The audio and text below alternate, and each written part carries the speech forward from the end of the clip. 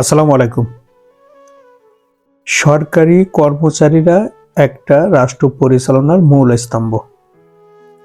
সেই স্তম্ভকে বিভিন্ন রকম বৈষম্যের ভিতরে রেখে আসলে উন্নয়নটাও কতটা সম্ভব হয়।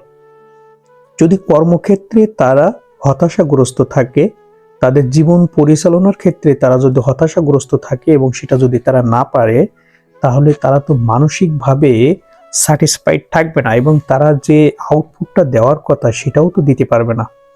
কারণ আপনি যখন তার কাছ থেকে 100% কাজ আশা করবেন, তখন তার ভিতরে বা মাথায় চিন্তা থাকবে কিভাবে সে বাসা ভাড়া মেটাবে, কিভাবে সে চিকিৎসা খরচ মেটাবে, কিভাবে সে ছেলে মেয়ের শিক্ষা খরচ মেটাবে, আবার কিভাবে সংসারটাকে নির্বাহ করবে।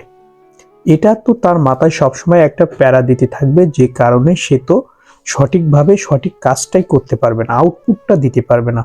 তাহলে লাভ হলো কি? রাষ্ট্র সংস্কার করার জন্য, রাষ্ট্রকে উন্নয়ন করার জন্য, রাষ্ট্রের যে উন্নয়ন কাজে যারা নিয়োজিত সেই সরকারি কর্মচারীরা যদি জীবন ধারণই না করতে পারে ঠিকঠাক ভাবে, তাহলে এটা আমি মনে করি যে একটা বড় ক্ষতির দিকে ধাবিত হবে। বর্তমান আজ 29শে জানুয়ারি শিক্ষক, কর্মচারী, কর্মকর্তা তাদের একটা আন্দোলন চলছে। এই আন্দোলনের মাঝেও কিছু আশার বাণী আছে। সেটা হলো এই যে পে কমিশন গঠন করা হয় পে স্কেল দেওয়ার জন্য। সেক্ষেত্রে এদিক ওদিক বিভিন্ন জনের কথাবার্তা না শুনে একক প্রধান উপদেষ্টার দিকে তাকিয়ে থাকাই ভালো। তিনি কি নির্দেশনা দেন, তিনি কি বলেন। এখানে কয়েকটা প্রস্তাব আসছে পে স্কেল নিয়ে। বিষয়গুলো খেয়াল করে শুনলে বুঝতে পারবেন। বিষয়গুলো হলো, পে স্কেল ধাপে ধাপে বাস্তবায়ন করা হবে, ভাতাগুলো বা ধাপে ধাপে বাস্তবায়ন করা হবে।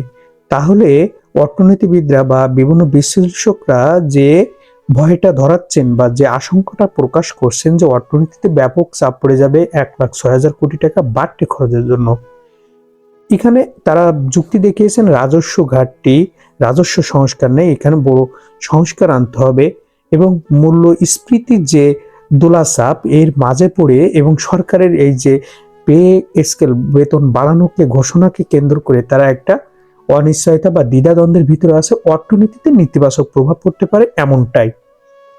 কিন্তু এখানে একটা বিষয় হলো আপনার ভেবে রাখতে হবে যে অর্থনীতির চাপ পড়বে, তাহলে অর্থনীতিতে চাপ পড়বে বা বিভিন্ন রকম যে উপাত্ত তত্ত্বগুলো সামনে আনছেন, এখানে যে সরকারি কর্মচারীরা তাদের দীর্ঘদিনের বেতন বৈষম্যের শিকার, এই বিষয়টা নিয়ে কি একবারও ভেবেছেন?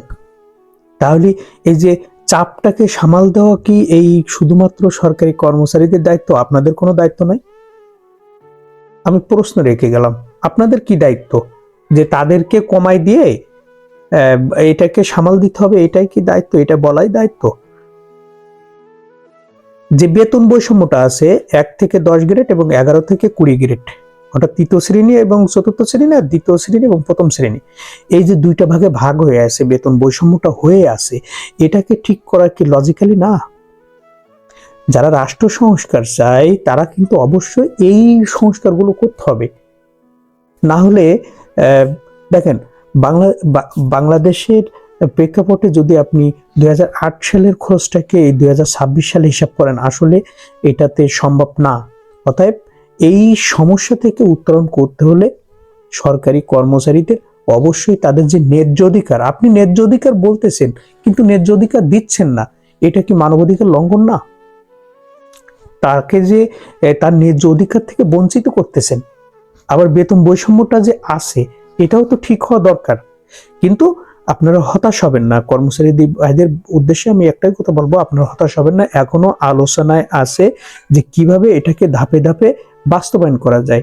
সেটা হতে পারে ভাতাগুলো অ্যাড করে, সেটা হতে পারে যে ভাতাটা আপনারা প্রাপ্য হচ্ছেন এটাকে বাড়িয়ে, আবার হতে পারে যে মূল বেতনটাকে ধাপে ধাপে অ্যাড করে বা একটা নির্দিষ্ট সময় পরে এটা ফুল পাবে, এরকম ভাবে আলোচনায় আছে, কিন্তু এখনো টোটাল সিদ্ধান্ত আসেনি। আশা করছি যে ডক্টর মোহাম্মদ ইউনূস এর একটা সলিউশন আনবেন। আপনারা হতাশ হবেন না, আশা রাখেন আল্লাহর উপর। আল্লাহ অবশ্যই মাজলুমের এই সমস্যাকে দেখেন। এবং তিনি উত্তম পরিকল্পনাকারী, তিনি সিদ্ধান্ত নেবেন ইনশাআল্লাহ। তো ভালো থাকবেন, আমরা ডক্টর মোহাম্মদ ইউনূসের দিকে তাকিয়ে আছি। ভালো থাকবেন এবং ভিডিওটি ভালো লাগলে অবশ্যই সাবস্ক্রাইব করবেন। আসসালামু আলাইকুম রহমতুল্লাহ।